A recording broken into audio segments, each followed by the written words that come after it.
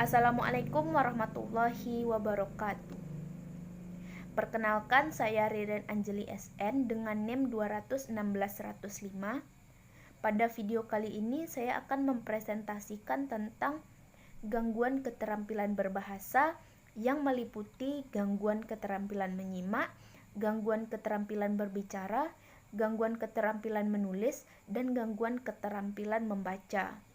Baiklah, sebelum saya menjelaskan tentang gangguan keterampilan membaca, menulis, menyimak, dan berbicara, saya ingin sedikit menjelaskan tentang apa itu gangguan berbahasa.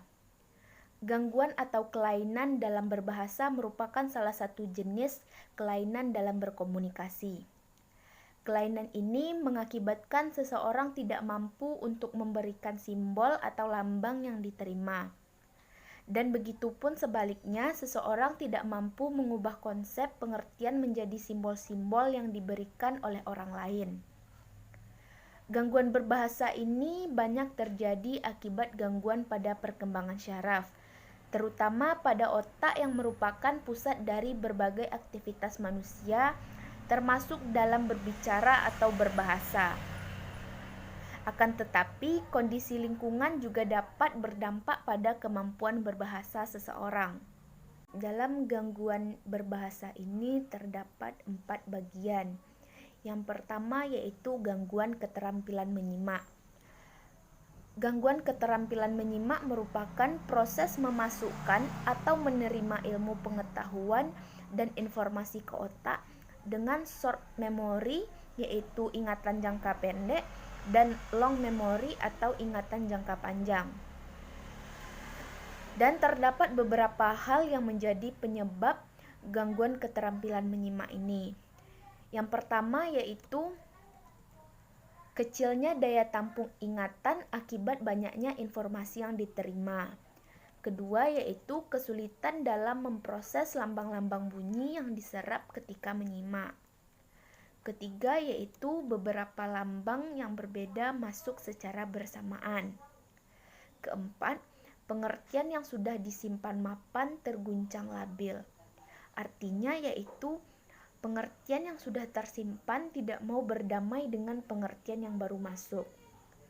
Dan yang terakhir yaitu penyimak menggunakan sarana pemprosesan yang tidak cocok dengan materi dan lambang yang sedang diproses.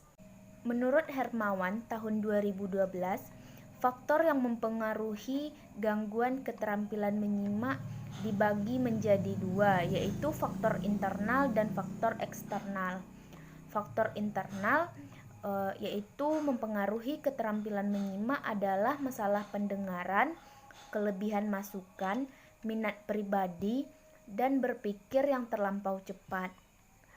Dan salah satu faktor yang paling sering terjadi yaitu adanya keterbatasan diri untuk menyimak secara serentak terhadap semua yang didengar. Pada faktor eksternal, lingkungan dapat menghadirkan gangguan yang membuat pendengar sulit memberikan perhatian terhadap orang lain.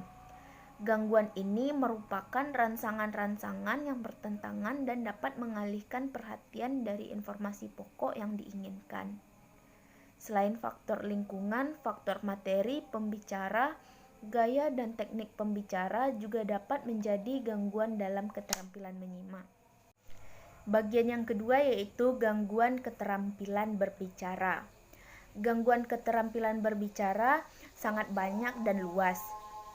Orang yang mengalami gangguan dalam berbicara akan mengalami kesulitan dalam memproduksi bunyi yang akan mengakibatkan komunikasinya terganggu.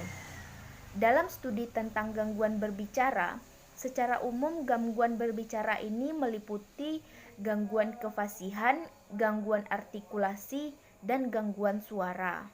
Pada gangguan kefasihan, penderita yang mengalaminya akan mengalami kegagapan, latah, atau memperpanjang bunyi. Biasanya gangguan kefasihan ini terjadi pada anak-anak. Namun, dengan bertambahnya usia dan pengetahuan tentang bahasa, gangguan kefasihan ini dapat bisa hilang. Selanjutnya yaitu gangguan artikulasi. Orang yang mengalami gangguan artikulasi biasanya bermasalah dalam melafalkan bunyi. Beberapa kesalahan artikulasi juga dipengaruhi oleh faktor bahasa ibu dan dialek daerah. Terakhir yaitu gangguan suara. Gangguan suara meliputi gangguan nada, gangguan kualitas bunyi, dan gangguan kenyaringan. Gangguan suara biasanya dapat berupa kemonotonan nada, parau, serak, bunyi yang terlalu rendah atau terlalu tinggi, serta kualitas bunyi nasal pada seseorang. Gangguan suara ini dapat diakibatkan oleh kecelakaan, kerusakan atau penyakit pada tenggorokan. Bagian ketiga yaitu gangguan keterampilan membaca. Menurut Subinit, pada tahun 2012 mengelompokkan gangguan keterampilan membaca menjadi 2 faktor, yaitu faktor internal dan faktor eksternal. Faktor internal adalah hambatan yang berasal dari dalam diri anak itu sendiri. Gangguan internal sangat tergantung pada perkembangan fungsi otak.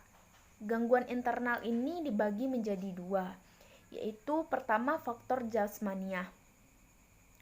Faktor jasmaniah dapat meliputi faktor kesehatan berupa kemampuan mengingat dan kemampuan penginderaan. Yang kedua yaitu faktor psikologis. Faktor psikologis dapat meliputi usia, jenis kelamin, kebiasaan belajar, inteligensi, perhatian, bakat, minat, emosi, dan motivasi. Selanjutnya adalah faktor eksternal. Gangguan eksternal ini dapat dipengaruhi oleh kondisi lingkungan sekitar anak. Dan gangguan eksternal ini dapat meliputi 3 hal, yaitu faktor keluarga, faktor sekolah, dan faktor masyarakat. Pada faktor keluarga, keluarga adalah lingkungan pertama yang paling berpengaruh pada kehidupan anak sebelum kondisi di sekitar anak. Yang kedua yaitu faktor masyarakat. Faktor masyarakat dapat berupa kegiatan anak dalam masyarakat, terutama pada berteman dan bergaul, serta kehidupan anak di dalam masyarakat. Yang ketiga yaitu faktor sekolah, merupakan tempat belajar anak setelah keluarga dan masyarakat sekitar. Dan terakhir yaitu gangguan keterampilan menulis. Terdapat beberapa faktor yang mempengaruhi keterampilan menulis pada anak, yaitu motorik, perilaku, persepsi, memori, kemampuan melaksanakan cross modal, penggunaan tangan yang dominan dalam menulis, dan kemampuan memahami instruksi. Gangguan keterampilan menulis juga sering disebut dengan disgrafia. Disgrafia merujuk pada ketidakmampuan mengingat cara membuat huruf atau simbol-simbol linguistik. Disgrafia sering dikaitkan dengan kesulitan belajar membaca, yang dikarenakan kedua kesulitan ini sesungguhnya saling berkaitan. Kesulitan belajar menulis sering terkait dengan cara anak memegang pensil. Ada 4 macam cara anak memegang pensil yang dapat dijadikan sebagai petunjuk bahwa anak berkesulitan dalam belajar menulis. Yang pertama yaitu sudut pensil terlalu besar, sudut pensil terlalu kecil. Yang ketiga yaitu cara menggenggam pensil, dan terakhir yaitu menyangkutkan pensil di tangan atau menyeretnya. Sekian presentasi dari saya. Terima kasih dan mohon maaf atas kesalahan kata. Wassalamualaikum warahmatullahi wabarakatuh.